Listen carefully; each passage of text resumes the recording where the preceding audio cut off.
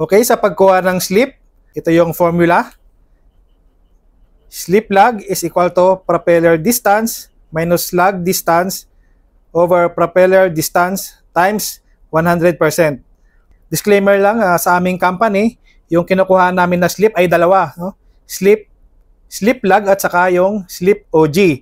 So ngayon, sa pagkuha ng slip, dalawang klase din, no? Yung gagamitin mo. Slip by distance or slip by speed. So, dito sa example natin, distance muna gamitin natin. Okay? So, ito yung formula and yung data na nakuha natin, 24, yung propeller distance minus 19 over 24 times 100 is equals to 20.8%. Okay? Yan yung slip lag natin. Slip lag. Okay? So, yung slip lag, ilagay na natin dyan, 20.8. Okay. Sunod naman, yung slip OG. So, ganun din yung formula. Yung lag, papalitan mo lang ng OG yan. Yan. So, 24 minus 17 divided by 24 times 100%.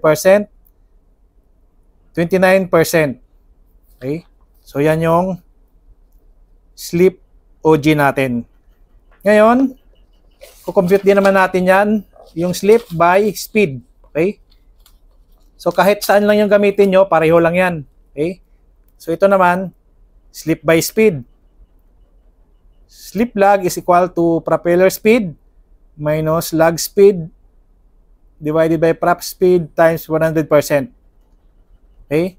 So, yung speed na nakuha natin doon, 12.12 minus 9.5 divided by 12.12 times 100%, 21.6%. Yan.